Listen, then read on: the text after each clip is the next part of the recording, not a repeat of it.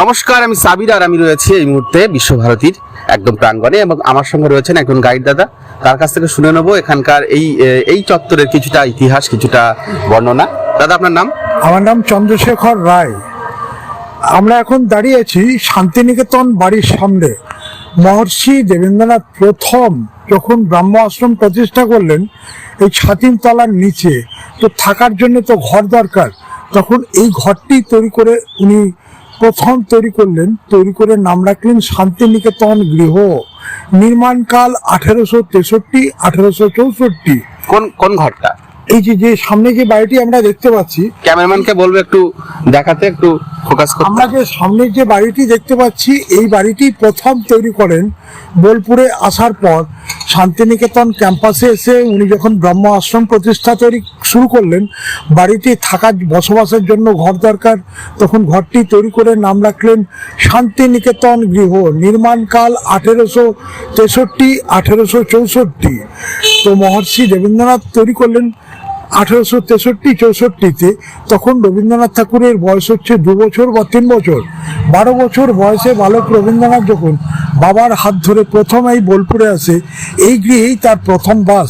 মানে বাল্যবেলাটা কিন্তু এই বাড়িতেই কেটেছিল ছোটবেলায় রবীন্দ্রনাথের।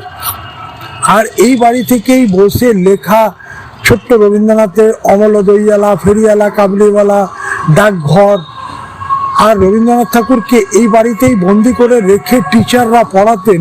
বন্দি অবস্থায় থাকাকালীন বা থেকে পড়াশুনো করতে গুরুদেবের, আমরা গুরুদেব সম্বোধন করি, তো গুরুদেবের কিন্তু মোটেও ভালো লাগতো না ছোটবেলায়। তো বড় হয়ে পরে উনি দেখলেন যে ছোট ছেলে মেয়েদের যদি 4 দেওয়ালের মাঝখানে বন্দি করে রেখে পঠন পাঠন করানো হয়, সমস্ত কিছু বিকাশ হয় না, মন, শরীর, ভাবনা। সেই জন্যই গুরুদেব বেছে নিলেন খোলা আকাশ। এখানে কিন্তু আমরা সামনে গিয়ে দেখতে পাবো প্রত্যেকটা জায়গায় খোলা আকাশের নিচে ওপেন ক্লাস, যেটাকে বলা হয় পাঠ ভবন। ওদের স্কুল ইউনিফর্মটা হলুদ পাঞ্জাবি, সাদা পায়জামা। মেয়েদের ক্ষেত্রেও চুড়িদারের ওপরের জামাটা ইয়েলো, প্যান্টটা হোয়াইট। আমরা যে শান্তিনিকেতন বাড়ির সামনে দাঁড়িয়ে আছি, সর্বধর্ম সমন্বয়ে মহর্ষি দেবেন্দ্রনাথ বাড়িটি তৈরি করে নাম রেখেছিলেন শান্তিনিকেতন গৃহ। আমরা এখানে যে লেখাটা আমরা দেখতে পাচ্ছি, আনন্দ রূপম যদি ভাতে, আর ওপরের লেখাটা হচ্ছে একমেবা দ্বিতীয়ম। দুটোই সংস্কৃত উচ্চারণটা, সংস্কৃত ওয়ার্ডগুলো হচ্ছে বাংলা। দুটোই বেদ বা উপনিষদের বাণী, যেটা মহর্ষি দেবেন্দ্রনাথ অনুভব করেছিলেন। একমেবা দ্বিতীয়ম, ঈশ্বর এক এবং অদ্বিতীয়।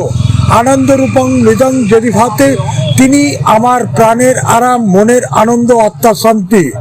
যে উপলব্ধিটুকু করেছিলেন সেই বাণী দুটোই লেখা আছে আমাদের গেটের সামনে। মানে একদমই সেই ব্রাহ্ম সমাজের সময় যে দর্শন তারা গ্রহণ করেছিলেন, যে একেশ্বরের উপাসনা, সেটাই কিন্তু এখানে কিন্তু সুন্দরভাবে সেটা লেখা আছে। চিত্ত যেথা ভয় শূন্য, উচ্চ যেথা শির, জ্ঞান যেথা মুক্ত, যেথা গৃহের প্রাচীর, আপন প্রাঙ্গণ তলে দিবস সর্বরি, বসুধরে রাখে নাই খণ্ড ক্ষুদ্র করি। এই ছিল রবীন্দ্রনাথ ঠাকুরের দর্শন। আমি এই মুহূর্তে আছি বিশ্বভারতী প্রাঙ্গণে, রবীন্দ্রনাথ ঠাকুরের স্মৃতি বিজড়িত সেই বিশ্বভারতী বিশ্ববিদ্যালয় প্রাঙ্গণে। তো দেখতে পাচ্ছেন, আমরা আজকে যেখানে আমাদের ঐতিহ্য সংস্কৃতি সেই রবি ঠাকুরকে কেন্দ্র করে, সেখানে কিন্তু আমাদের সর্বসাধারণের প্রবেশ নিষেধ। আমরা কিন্তু সবাই উন্মুক্তভাবে ঢুকতে পারি না। একসময় পারতাম, আমরা অনেকেই এসেছি, আপনারা জানেন, কিন্তু বিগত 5 বছর হলো এখানে বিশ্বভারতী প্রাঙ্গণে সর্বসাধারণের প্রবেশ নিষেধ।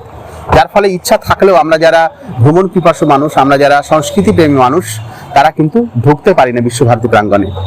তাই আমাদের সকলের একটা দাবি থাকবে যে একটা নির্দিষ্ট সময়ের মধ্যে অন্তত আমরা যেন এখানে ঢুকতে পারি এবং বিধিনিষেধ সরকারি সকল কিছু মেনেই আমরা যেন আমাদের ঐতিহ্য সংস্কৃতিকে একবার দর্শন করতে পারি, এটুকু দাবি কিন্তু আমাদের থাকবে আগামী দিনে, যাতে এই বিষয়টা বিবেচনা করা হয়। নিউজ রেনেসাঁ বাংলার পক্ষ থেকে আমি সাবির এই বার্তা দিচ্ছি সবাইকে, কারণ বিশ্বভারতী প্রাঙ্গণটা সর্বসাধারণের জন্য একটা নির্দিষ্ট সময় যেন উন্মুক্ত থাকে। অবশ্যই এটা সময়ের দাবি, মানুষের সংস্কৃতি প্রেমী মানুষের দাবি। ধন্যবাদ, ভালো থাকবেন। আমি নিউজ রেনেসাঁ বাংলার পক্ষ থেকে আবারও আপনাদেরকে ধন্যবাদ জানাই। নমস্কার।